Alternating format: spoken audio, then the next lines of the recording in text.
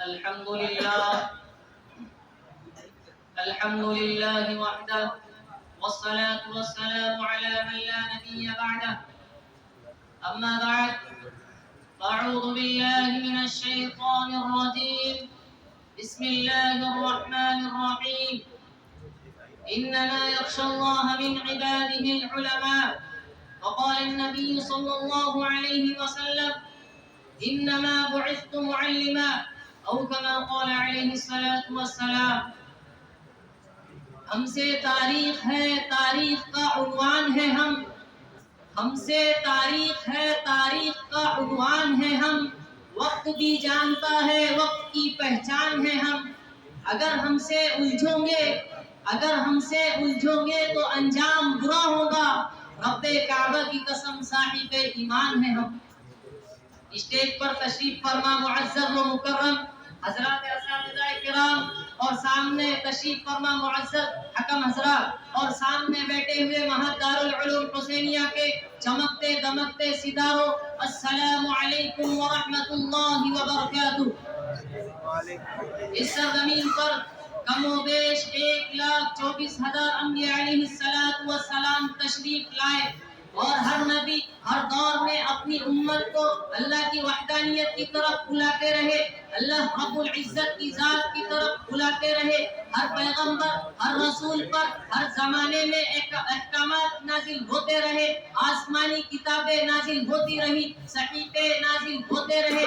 لیکن جب احکامات نازل ہوتے اور ان احکامات پر عمل بھی ہوتا رہا، مگر جب وہ انبیاء علیہ السلام اس دنیا سے تشریف لے جاتے تو بعد میں آنے والے لوگ ان احکامات میں تحریف کر دیتے، کچھ خلط ملط کر دیتے. چونکہ تورات بدل گئی، زبور بدل گئی، انجیل بدل گئی، شریعت موسوی بدل گئی، شریعت عیسوی بدل گئی، شریعت ابراہیمی بدل گئی، اور سب سے آخر میں میرے اور آپ کے آقائے دو عالم فخر مجسم محمد عربی صلی اللہ علیہ وسلم تشریف لائے، اور وہ سب سے آخری نبی ہے.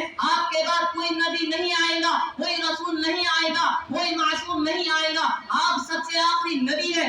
آپ کے بعد نبوت ختم ہو گئی، آپ کے بعد رسالت ختم ہو گئی.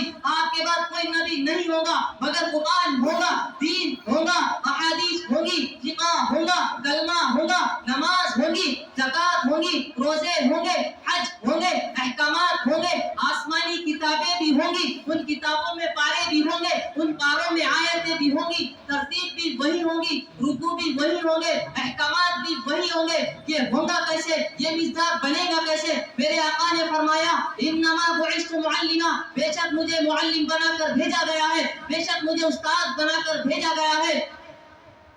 آقا مدنی کی 23 سالہ نبوت کی زندگی بطور مدرس کی تھی، بطور معلم کی تھی. جب آقا دو عالم کے زمانے میں جب آقا دو عالم نے اصحاب صفہ کی بنیاد رکھی اور جب وہ اس دنیا سے تشریف لے گئے تو آپ کے 23 سالہ مدرسے سے فارغ التحصیل طلبہ کوئی ابو بکر صدیق بنا، کوئی عمر فاروق بنا، کوئی عثمان غنی بنا، کوئی علی بن مرتضی بنا، کوئی عبداللہ بن مسعود بنا، کوئی معاذ بن جبل بنا، کوئی زید بن ثابت بنا، کوئی عبداللہ بن عباس بنا. ہزاروں حدیثوں کا راوی حضرت ابو ہریرہ بنا، جنہوں نے اس مدرسے سے فارغ التحصیل ہو کر سند حاصل کر کے ان احکامات کی، اس شریعت کی ایسے حفاظت کے ساتھ، ایسی مستحکم طریقے سے امت تک پہنچائے جس کی مزاج، جس کی نظیر آپ تک کوئی پیش نہیں کر سکتا.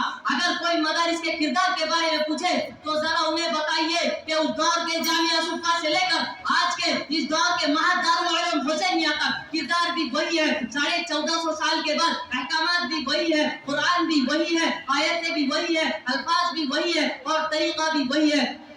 اگر کوئی مدارس کے کردار کے بارے میں پوچھے تو انہیں بتائیے کہ آپ تاریخ کا مطالعہ کیجئے. پورے بر صغیر کے اندر انگریزوں نے صدا بلند کی کہ ہم آنے والی ایسی نسلیں تیار کریں گے جو شکل و صورت کے لحاظ سے تو ہندوستانی ہوں گی لیکن ذہنیت کے اعتبار سے انگلستانی ہوں گی. سنو، اس کے جواب میں حضرت مولانا قاسم نانوتوی رحمۃ اللہ علیہ نے دارالعلوم دیوبند کی بنیاد رکھتے ہوئے کہا، یہ صدا بلند کی کہ ہم آنے والی ایسی نسلیں تیار کریں گے جو شکل و صورت کے لحاظ سے تو ہندوستانی ہوں گی لیکن ذہنیت کے اعتبار سے اسلامی ہوں گی. اس کے بعد اگر کوئی مدارس کے کردار کے بارے میں پوچھے تو محمود الحسن شیخ الہند دیوبندی رحمۃ اللہ علیہ کو دیکھے جو تحریک ریشم رومال کی سربلندی کرتے رہے. اگر کوئی مدارس کے کردار کے بارے میں پوچھے تو آج بے شمار تصانیف لکھ کر امت پر احسان کرنے والے مولانا اشرف علی تھانوی کو دیکھیں. اگر کوئی مدارس کے کردار کے بارے میں پوچھے تو دنیا کے کونے کونے تک دعوت و تبلیغ کی صدا پہنچانے والے مولانا الیاس صاحب کو، مولانا الیاس رحمۃ اللہ علیہ کو دیکھیں. اگر کوئی مدارس کے کردار کے بارے میں پوچھے تو مفکر اسلام مولانا ابو الحسن علی میاں ندوی کو دیکھیں. اگر کوئی مدارس کے کردار کے بارے میں پوچھے تو مولانا حسین احمد بندی کو دیکھیں. اگر کوئی مدارس کے کردار کے بارے میں پوچھے تو مولانا انور شاہ کشمیری کو دیکھیں.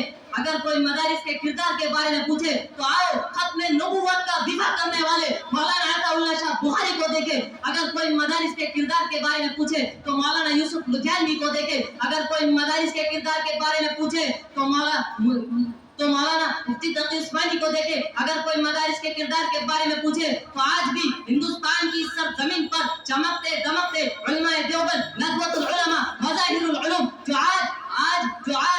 آج تعین و تشبیہ برداشت کرنے کے باوجود میرے اور آپ کے ایمان کی حفاظت کرتے ہوئے نظر آ رہے ہیں. یہ مدارس کا کردار نہیں تو اور کیا ہے؟ اے ملت اسلامیہ کے غیور نوجوانوں، آج ہمارے ان مدارس اسلامیہ کی، آج ہمارے ان علماء کرام کی تمام قربانیوں کو فراموش کیا جا رہا ہے. آج ہمارے ان مدارس اسلامیہ کے تابناک ماضی کو شکوک و شبہات کے دائرے میں رکھا جا رہا ہے. اے میرے مدرسے کے طالب علموں، تمہارے اوپر پوری قوم کی ذمہ داری ہے. یاد رکھنا، اگر تم رائے حق سے ہٹ گئے تو پھر یہ قوم رائے حق پر نہیں رہ سکتی. تمہارے دل کے اندر کبھی لالچ نہیں آنا ہے، تمہارے دل کے اندر کبھی دنیا کی خواہش نہیں آنی ہے، اس لیے کہ تم حق کے پیکر ہو. کسی شاعر نے کیا ہی خوب کہا ہے، ہمیں دنیا سے کیا مطلب، مدرسہ ہے وطن اپنا.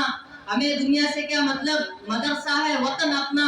مریں گے کتابوں پر، ورق ہوگا کفن اپنا. وما توفیق الا باللہ.